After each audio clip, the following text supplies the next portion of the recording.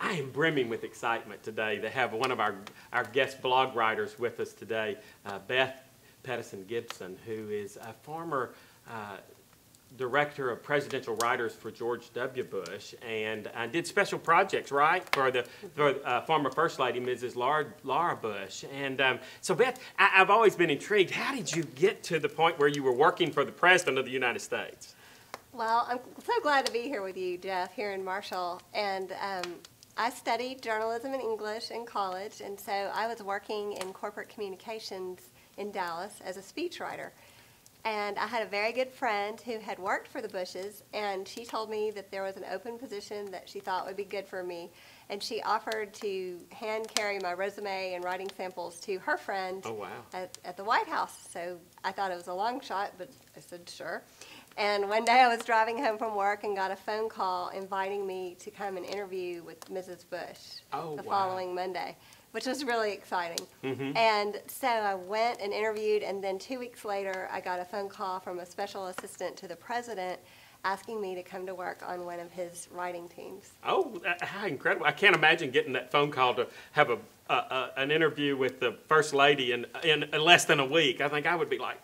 Well, I almost drove off the road. I can imagine. I can only imagine. Really? Sure. Well, you know, I know you have a lot of special and fond memories of Marshall and the surrounding area being from here. And one of my memories when it was celebrating home is when our founders, Penny and Steve Carlisle, were planning to come to Washington, D.C. to attend your wedding in the Capitol. Yes. Right? Well, Penny and Steve are very special to me. I grew up going to church with them here in Marshall, and they were always the volunteer youth directors, always through junior high and high school, teaching Sunday school, leading retreats, having us into their homes all the time, entertaining us. And I just have so many happy memories of Steve playing the guitar and the youth group singing Christmas carols and songs. That's nice. And then I was blessed to babysit for Clay and Lance when they were little, and so I was in their home a lot. And I just feel very blessed that I got to see Penny and Steve authentically living out their Christian faith, both in their home and at church. Sure. And they had a very deep and positive influence on my life. Well, I think that's one of the things that so many people who have met our founders, Penny and Steve Carlisle, will attest to, is that authentic living out of their faith, which is so fun. And I remember when they came to Washington, Beth had arranged several special tours of the White House, and it wasn't during the holiday season, but at the holiday season, then she tells me how the White House becomes magical and is filled with visitors every single day. And so she's going to share with us some tips today from the White House to our house on holiday decorating and entertaining, right? Yes. Well, Jeff, of all things, my very first day working at the White House turned out to be the annual White House staff Christmas party. How could it be better than that? It was the best first day Absolutely. anyone could ever have. Absolutely. But it was just a great introduction to me of how amazing the White House is at Christmas. And it really is just a magical place. And what I've found is often the very best ideas can easily be borrowed. Sure. So what I wanted to share today was just some of the top 3 secrets I learned of how you can bring the magic of the White House home to your house for the holidays. And to me, it's almost overwhelming to me to think of this enormous White House, because I've visited before, and it's enormous. How can you relate that to your home? That is, and how do you bring that to where you can use that in your home, and how have you done it? Well, the first secret that I noticed that they do so well is every year the First Lady selects a holiday theme. Right. And it is carried out, interpreted in every single room of the White House. Now, and as big as it is, so that's something in your home that you can do as well.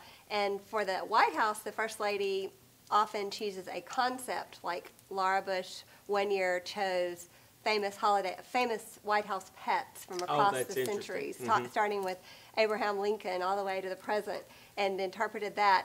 And then another year she did presidential childhood homes. Oh, wow. All throughout the house, and did a theme of home and hearth, and that was neat. But my very favorite theme that she ever chose was a season of stories, and she featured famous, best-loved children's books and children's characters all throughout the White House. I love that because of the unexpected nature of it. I mean, you know, Yes. when you think of holiday themes, you immediately think snowman and gingerbread, but how incredible is that? That the children's stories is the theme of that year. I love that idea. And until we did it, I didn't realize how many of my favorite children's books, Little Women, Little House on the Prairie, so many of your favorite books that we all grew up reading, always talk about their Christmas, and that's such a special part of the books. And so that is true. It was just a wonderful theme, and it was my great privilege to work with her on this little booklet that we made of interpreting the theme and talking about all the children's books and children's characters that were represented throughout the White House. And it was just a lot of fun working on it, because normally the things I wrote were of a more serious policy type nature. Sure.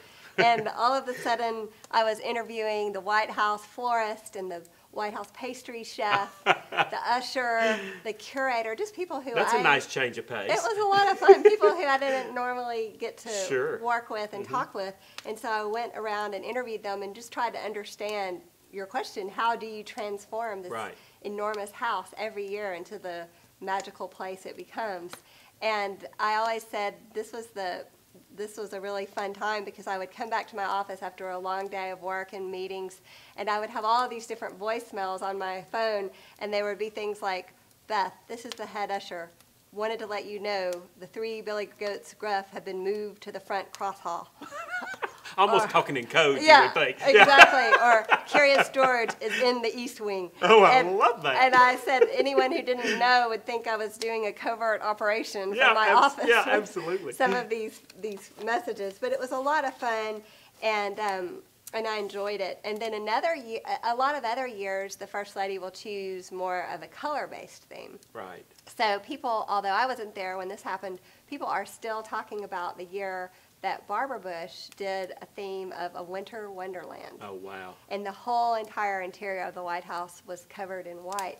And people still just say it was spectacular. And, truly magical, and I just would magical. guess. And they elegant still talk about it. Enchanting. And that's been a while. So, and then the last year that Laura Bush was First Lady, she did all red, white, and blue as a salute to the military families and the military. And that was very impactful and pretty, just to come walk in and see those colors throughout. And so to take that from room to room in your house, even bedrooms, baths, you think beyond just your hearth and even your powder room. Well, my takeaway from it was to start with your fireplace and your mantle, because that's usually the focal point of most people's homes, or whatever you consider your central point, and really deck it out in your theme, whether it's a color or a collection. You could do your nativity scenes if you collect those, or you could do snowmen. Whatever you choose as your theme, introduce it there. And of course for us, we can do our theme, the same theme, for years and years. We don't have to change it every year, just until you get tired of it. Or if you do a color, just introduce your color and then carry it throughout. And for example, if you have a more modern home, you might love the Celebrating Home vibrant peacock blue that you showed me this year, which is beautiful. And that would be easy and great to do throughout every room, and would really give a pop of color into some of your rooms. If you have a more traditional home, you could just do greenery and red berries and little sparkly Christmas ornaments and carry that throughout. And really an inexpensive and easy way to bring it into every room is just to get some large boxes and wrap them in a really beautiful wrapping paper that represents your theme, whether it's nativity or snowmen or your color, and just have a stash of boxes in each room. I've seen people do it on top of their refrigerator, over in a corner. Absolutely. And that way, the idea is that when people walk into your home, they just see this color or this idea everywhere. And it's just it gives that wow power to your home. Well, and that's an economical way of carrying that theme throughout. I would, with boxes and wrapping paper and ribbon that we all have anyway. How incredible is that that's not this budget-busting thing, but it's very economical to then add that theme throughout your home. I love that idea. Very, very good. I love that. So we all have these. I love working with a theme. I think that's a great way of doing it. But we all have these heirlooms, right? That we have to bring it. That we feel are part of ourselves, part of our Christmas. So how did how did they at the White House, and how do you incorporate those heirlooms into your themes then? Exactly. Well, that was something I noticed right away is, of course, presidents come and go, first ladies come and go, and the theme is different every year. But there are certain decorations that are brought out every single year, year after year, and people come to expect them, which is wonderful. And probably one of the most famous of those is every year an enormous 6-foot wide replica of the White House is created in gingerbread. Enormous, and 3 feet tall. And there are all kinds of stories of how it almost was dropped, moved from the kitchen to the dining room and all of that. But and they will incorporate the theme. Like, for example, the year that it was a season of stories, they had little children's characters in the front yard of the gingerbread White House. And so they'll bring it in. But the gingerbread White House is always there. And another really fun interview I did was with the very French pastry chef, Mr. Roland. And Roland told me very dramatic fashion, Beth, every year I propose a different decoration I could do. Perhaps I could interpret a children's book in gingerbread. But every year, First Lady says, Roland, keep the same. Keep the same. And he had been there since Jimmy Carter. Oh my goodness, yeah. He's gone through a lot of first ladies, and he's always asked to do this. But I was reminded that if even the first families need that continuity and tradition of certain decorations that will come out every year, then most certainly we do in our homes. Absolutely, sure. And we have them, and right? we have them. And we all hopefully have an heirloom that's been handed down to us, or something that maybe a mother or a grandmother or a child made that you pull out every year. And that just makes it Christmas. Sure. And another decoration like that at the White House is there's a beautiful 18th century nativity scene that the home owns. And it's just gorgeous. And it is always on display in the same place in the East Room. And families and visitors just count on that and look for it. And I think it's so important to do that in your own home, and to have a beautiful nativity scene that you love, that's meaningful to you, and even a collection of them. And I know Celebrating Home has some beautiful You know, we introduced a series last year called Collector Series that we did the 3 kings that are very ornately done, and 14-karat gold leafing on them. It's just beautiful. And this year with them, we're introducing the Holy Family that goes with that. So how fun is that, again, that you start creating an heirloom that you're going to pass down to your family, right? Because then it'll really start to have memories, and then when the children receive it and so on, they'll tell their children, I remember this in our house. And absolutely. I think that's a fun part of it, It for sure. really is. And I think that placing the nativity scene in a prominent place in your home really says something not only to your own children and your family, but also to your guests, that this is central to our celebration of Christmas. Yeah, absolutely. And it tells our story. It is who we are. It is, which is, I think, it's the fun part of any decor, every day or holiday, is those things in your homes or when your guests come in, and those are those things that tell our story. And, you know, and I think that's fun, that it's passed down through generations, or I bought it over a period of 5 years, or whatever the story is that goes with it. I think that is the fun part of it. So your house is magical, right? You're decorated, you're ready and everything. I hear there's a lot of entertaining that goes on at the White House in that month. How do you take that and bring it to your home? Well, that was something that was really fascinating to me, because in the White House, over a period of 2 weeks, they may have a party, a Christmas party, every single night. Wow. In fact, I read this past Christmas, more than 10,000 guests came through the White House during the Christmas season. In that period of time, yeah, wow. Yes. So the good thing about that is the major tables in the public rooms, the state dining room and the East Room, are always completely set for a party, because there is one every night. Right. And by set, I don't mean set for a meal. I mean there is a centerpiece, and all of the serving dishes are already out, and they're placed where they're going to be that night for the party. So the decision of where the food's going to be has been taken long before that. Yes, so, and they're such beautiful pieces, so that people just walking through during the day can see them, and then that night the chefs just bring the food and set it onto the layered dishes or the silver, whatever it is, and it's ready to go. But the fun thing is, it makes your house just look so festive all day long.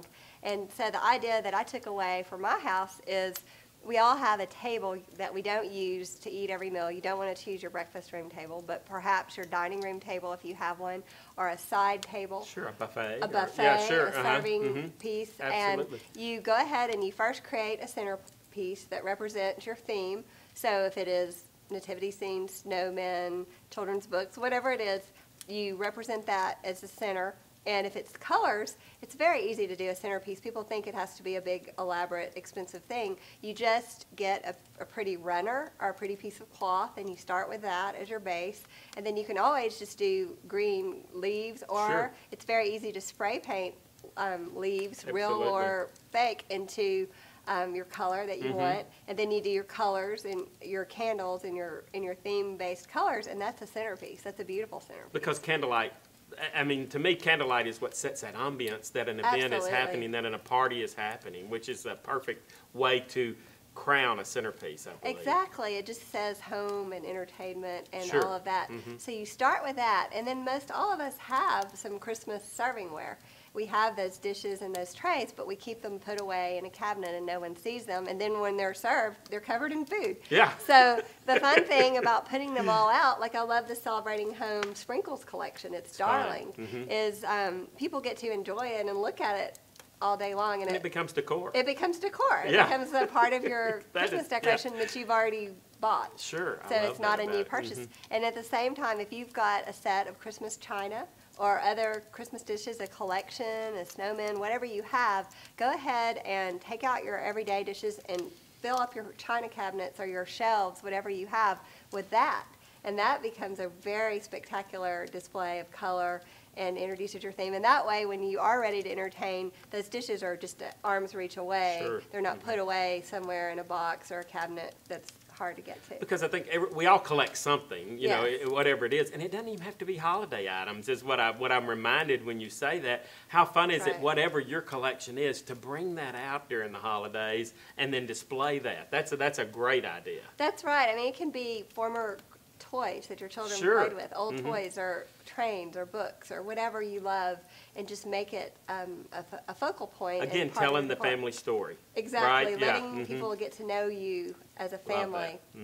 So that is something that I really enjoy doing, is setting out the table. And then get ready, because this final tip that she has is genius to me. I mean, this is taking all the stress out of this holiday for me. So Beth, you got to tell us your idea of entertaining in a compact manner. Well, and again, I got this idea from the White House because they, of course, have a big, huge Christmas party every night, pretty much of the season. But then quite often during the day, there's a group of needy children coming in, or all sorts of groups during the day that are also entertained. So they may have 3, 4, 5 functions a day. Right. So what I took away from that is I could do that too. And I've started doing this in my own home. So I will usually choose a Friday night and a Saturday. And maybe Friday night I'll have a group over from our church. And then Saturday morning I'll have the neighbors come and go for a little open house. And then Saturday afternoon maybe I'll have Ken's work associates over for a tea. Yeah, something come and go. Like that. Yeah, come and go. It's always come and go. And the way I look at it, my house is decorated. All of my servingware is out. At that precise moment, it is clean, which is not easy with twin 3-year-olds to maintain, but at that moment, it is clean. And I have my holiday music teed up, ready to go. We like the Celebrating Home fragrances and candles. We'll have those all out, which make your house smell so good. And then I prepare the food, and I do the same food for all 3. And then, of course, when your guests come, they bring food. Absolutely. So you pick up new food along adding the way. You're adding to it, and you've always some leftovers. Nice blessings. So now you have something, exactly. Now you have something to do with it. And so I just put it all out and do it 3 times in a row, and I just find that it makes the most out of our entertaining. And if I had to pick 3 separate occasions during the holiday season to have those groups over, I wouldn't do it. Right. So that lets me entertain more people more efficiently, and then you just add your friends and family, and you have amazing holiday memories. Sure. Because truly, the preparation and then the cleanup or whatever that is, that becomes the thing that's a little daunting to all of us, is preparing our homes and what have you. I think it's genius when you can prepare your home once and entertain 2, 3, whatever your schedule allows. I know we try to have the neighbors, or we try to have the Sunday school class, or we try to have multiple things. So then to create that for one time, for 1 week, I think it's just a great, great, great idea. Absolutely. Well, it's fun, and I just feel like the holidays are a time to really let the people that you love in your life know how important they are to you and that they're the first family in your heart. I love that. Beth, thank you so much for being with us. I think it's been a lot of fun. I think the great tips that she's given, me, myself, as well as our customers are going to enjoy throughout the time. 3 tips, don't forget them. First one, pick that theme, pick a color, and carry it throughout your home. Carry it from the mantle to all the rooms in your home. And then the second one certainly is pull out those heirlooms that speak of who you are, and especially a nativity that speaks of the true reason that we celebrate the holiday season. And then the third one, these entertaining tips of using your serving pieces as decor and then compacting, efficiently entertaining our friends. I think it's just ingenious, and it's been a lot of fun, and we just thank you for being with us. Well, thank you, Jeff. It was great to be here with you.